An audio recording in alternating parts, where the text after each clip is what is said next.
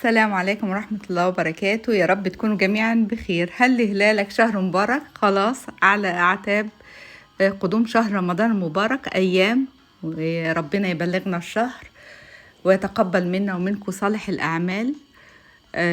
أيام كلها خير وبركة. هنعرض مع بعض النهاردة بقى المشتريات اللي احنا جبناها لتزيين البيت، الاحتفال بالشهر الكريم.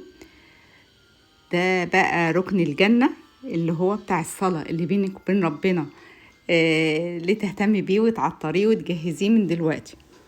هنشوف مع بعض المشتريات اللي جايبينها مع بعض واستخداماتها، وهنعرض بعد كده الحاجات دي في تقديم وصفات أو حاجات تعمليها ازاي.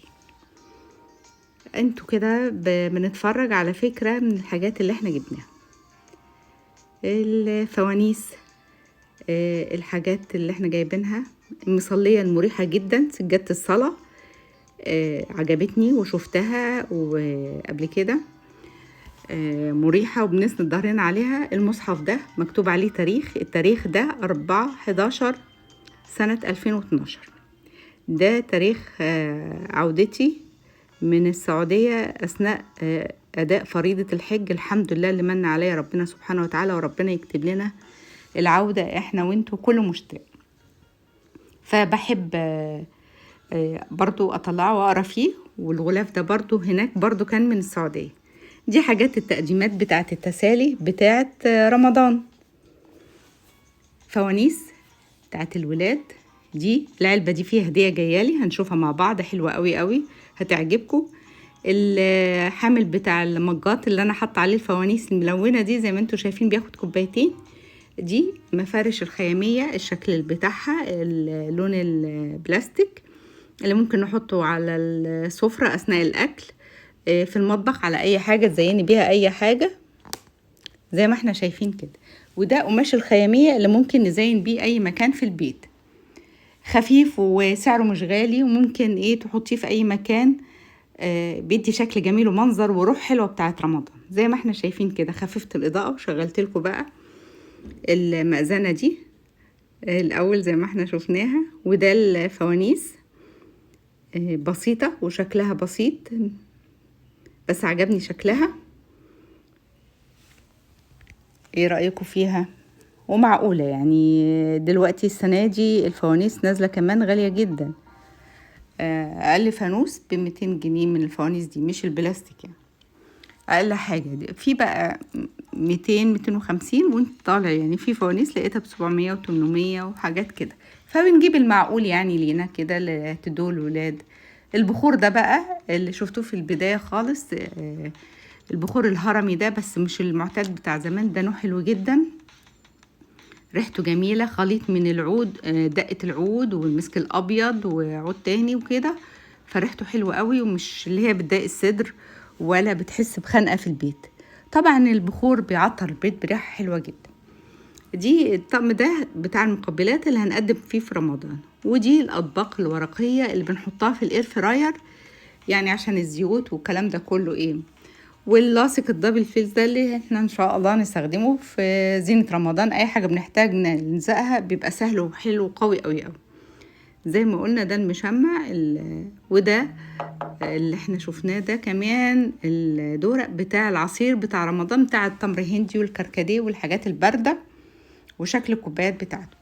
ودي اكياس الفرن او الميكروويف اللي بنحط فيها الفراخ للشوي.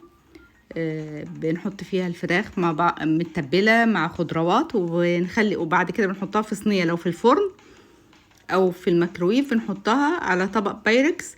بس لازم نعمل فيها فتحة صغيرة، تخلوا بالكم، والتعليمات عليها كل حاجة.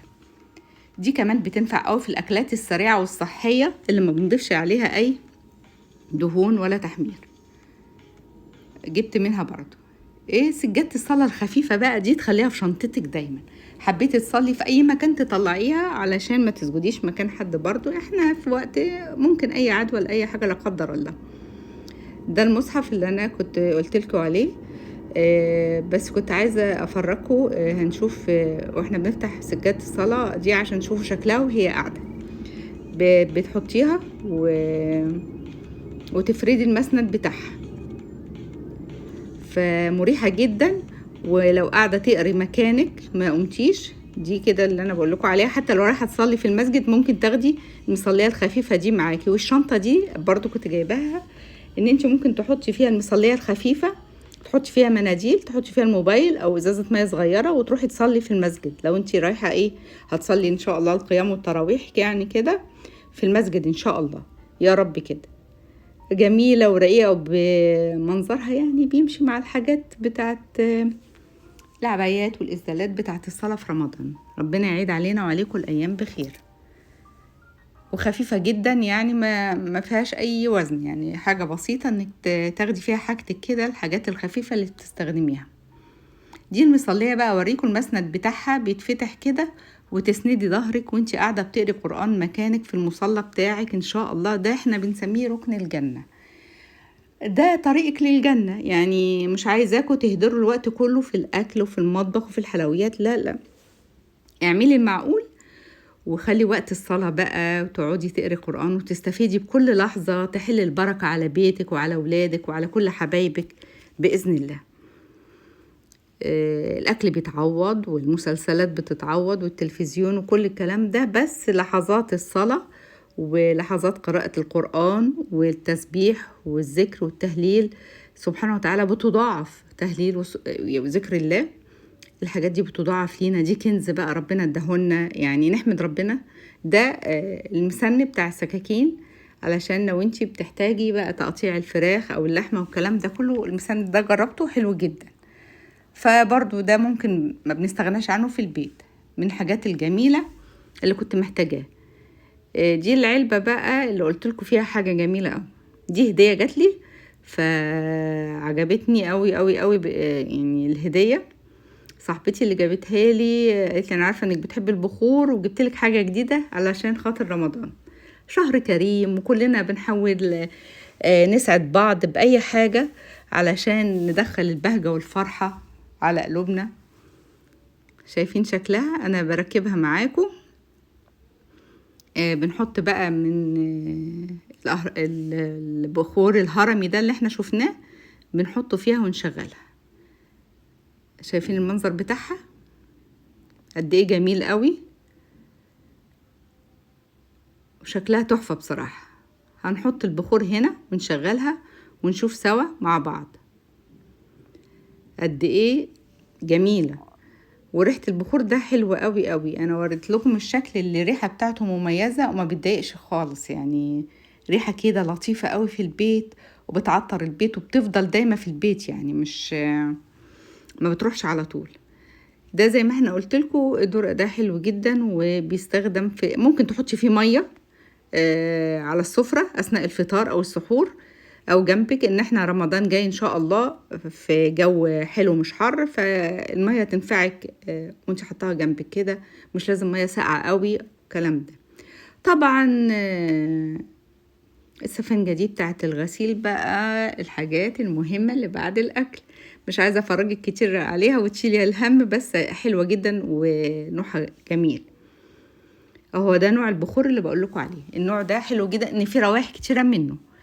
انا جربت حاجات لقيت ريحتها تقيله ودي بتبقى معاه موجوده في العلبه كمان. يعني لو ما فيش المبخره بحط عليها الهرم بتاع البخور وبشغله، بيعطر البيت كله والمكان. تقروا القرآن كده بالنهار او بالليل، بس دايما البخور وانتوا بتشغلوه تبقوا فاتحين الشباك برضو شويه، ما تخلوش الدنيا مقفوله. دي الحاجات بتاعتنا بتاعت رمضان اللي حبيت. انا فرحت بيها قوي، مجرد ما اشوف الحاجة بتاعت رمضان كده بنحس ان جاي لنا شهر الرحمة، شهر الكرم، شهر العفو، شهر المغفرة، شهر كل حاجة حلوة ربنا ادهلنا. الحمد لله ان ربنا ادانا العمر والصحة ان احنا نقدر نصوم رمضان تاني ونعيش احلى لحظات مع حبايبنا وولادنا. كل عام وانتم طيبين وبخير، يا رب دايما يسعدكم بكل حبايبكم ويتقبل منا ومنكم صالح الأعمال.